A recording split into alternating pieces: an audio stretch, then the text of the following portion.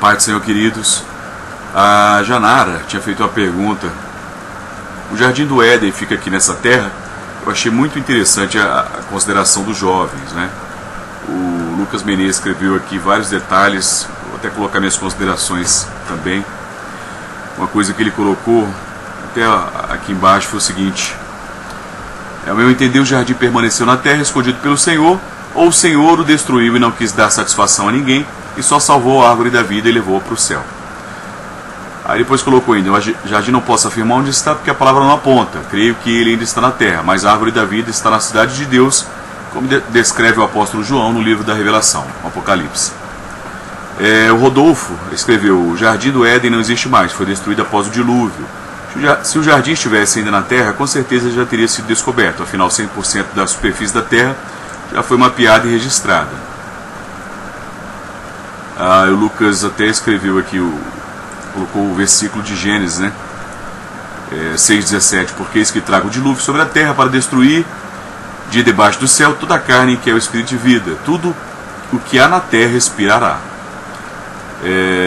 Colocou: certamente o jardim foi destruído, o Senhor tirou ali a árvore da vida, levou para a eternidade, né? Para o céu.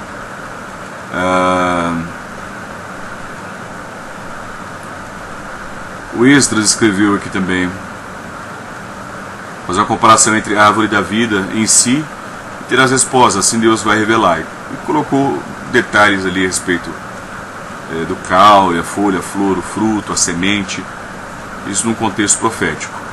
O Jefferson também escreveu aqui pra gente que, pegando um pouquinho ali da reflexão do Esdras anteriormente, a árvore da cruz abre o caminho para a transliteração da árvore da vida. Desse modo, juntamente com a tradição cristã primitiva, que a árvore da vida é a cruz, embora talvez seja-se mais correto dizer o Cristo crucificado é a árvore da vida.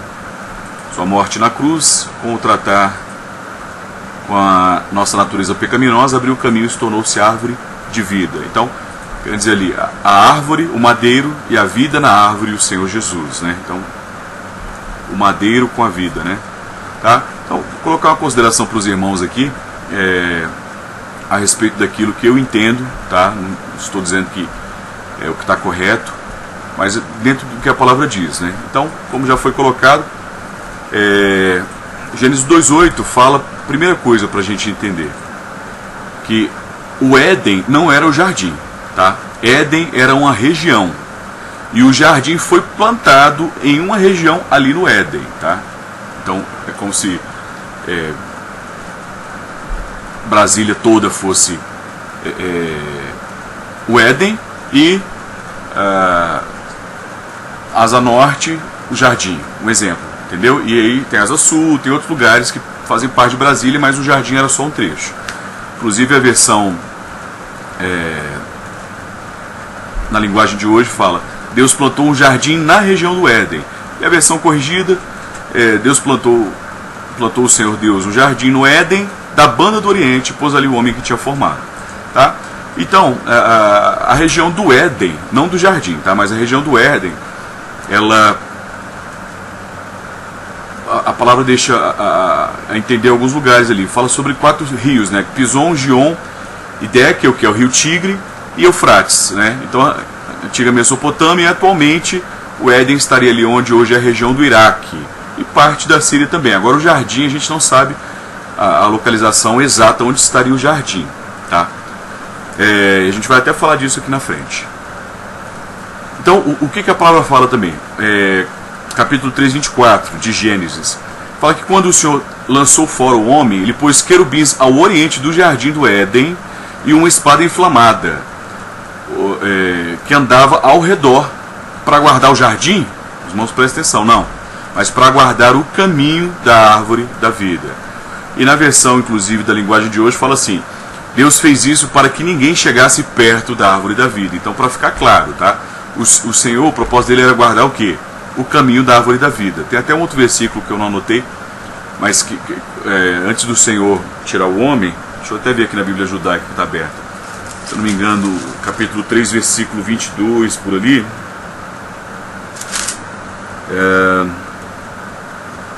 Isso mesmo. Adonai Deus disse: vejam, o homem tornou-se como um de nós, conhecedor do bem e do mal. Por isso evitarei que ele estenda a mão e pegue também da árvore da vida, coma e viva para sempre. O homem em pecado, vivendo para sempre. Imagina a situação. Então o homem foi expulso dali por quê? Por causa da árvore da vida, para que não comesse do fruto. Então o homem não tinha mais direito à árvore da vida, né? E aí a gente faz a relação nisso com o texto de Romanos 3:23, né? Todos os pecados e agora estão separados, né? Destituídos da glória de Deus. Mas o Senhor Jesus ele veio para fazer essa ligação novamente. E aí os demais textos que se confirmam lá na frente. E aí o que o texto fala a respeito de, até para confirmar isso, né? Que o Éden continua existindo ali. Segundo Reis 19:12 fala assim, do povo que habitava no Éden. Os irmãos depois podem olhar, mas havia um povo que habitava ali no Éden. No jardim, não. Era na região do Éden. Assim como Caim também habitou em Nod, ao oriente do Éden, quando saiu da presença do Senhor. Também, tá? E o que aconteceu com o jardim? O que aconteceu com o jardim? Tem um texto muito interessante, Ezequiel 31:18, que fala o seguinte, a gente não vai entrar em detalhes do texto, dessa revelação desse texto, mas só do texto em si mesmo, tá? O texto diz assim: a quem, pois, é semelhante em glória e em grandeza entre as árvores do Éden, todavia descerás como as árvores do Éden às profundezas da terra. Então, era um juízo que haveria, e assim como foram com as árvores do Éden, tu descerás às profundezas da terra. Então, as árvores, pelo que dá a entender, foram destruídas. No meio dos incircuncisos, jazerás com os que foram traspassados a espada, este é Faraó e toda a sua pompa, diz o Senhor Deus. Então,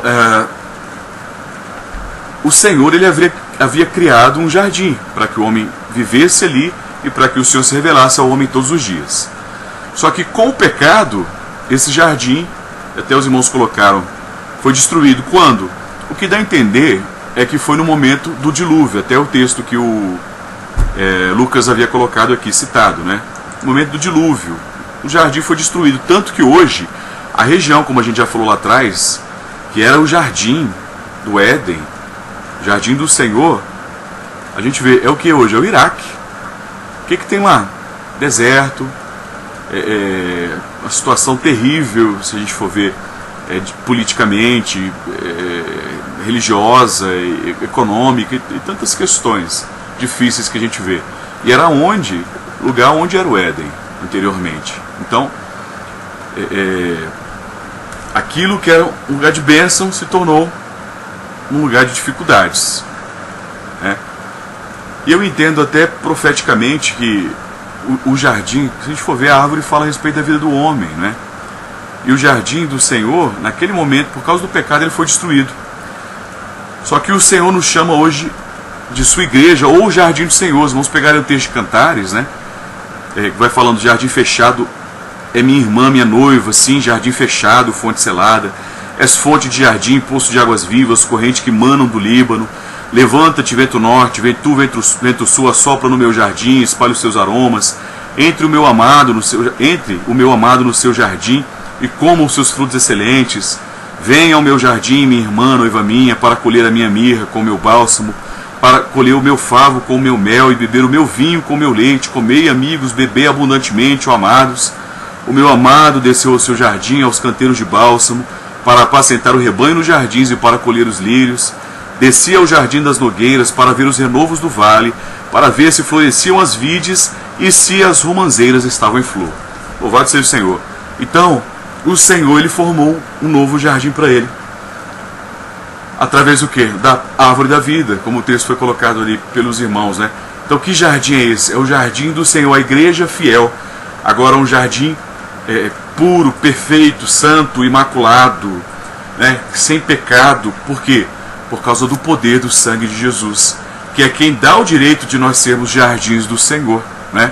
E Apocalipse 2,7 fala, quem tem ouvidos, ouça o que o Espírito diz às igrejas. Ao que vencer, dali a comer da árvore da vida que está no meio do paraíso de Deus, né? Aonde agora? Na eternidade. Até a versão da linguagem de hoje fala, aos que conseguirem a vitória, eu darei o direito de comerem da fruta da árvore da vida, que cresce aonde? No jardim de Deus. Então, o Senhor Jesus, ele tem que crescer a cada dia aonde? No seio da igreja fiel, no nosso coração. Nós somos o jardim do Senhor, né? Manancial selado, fonte selada, como a gente leu. E demais textos também para completar, Apocalipse 22, 2, no meio da sua praça, ou rua principal na outra versão, e de uma e da outra banda do rio estava a árvore da vida, que produz 12 frutos, dando seu fruto de mês em mês, e as folhas da árvore são para a saúde das nações. Então falando o quê? Da árvore da vida, na rua principal, lá na glória, não é? A árvore da vida está ali. A palavra não fala mais a respeito do jardim do Éden, né? Versículo 14 também, de Apocalipse 22, bem-aventurados aqueles que lavam suas vestiduras no sangue do Cordeiro, para que lhes assistam direito à árvore da vida e entrem na cidade pelas portas. Então falando a respeito de entrar numa cidade agora, pelas portas. E se alguém tirar qualquer coisa das palavras do livro desta profecia, Apocalipse 22, 19, Deus tirará a sua parte da árvore da vida, da cidade santa e das coisas que se acham escritas neste livro. Amém?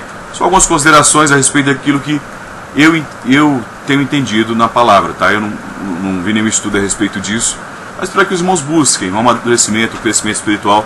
Achei uma bênção as considerações que os irmãos colocaram aqui também. Leiam depois com calma e o Senhor vai acrescentando a cada dia, aperfeiçoando essa boa obra que Ele mesmo começou em nós até a volta de Cristo Jesus. Amém? Que o Senhor Jesus abençoe a todos. A paz do Senhor Jesus.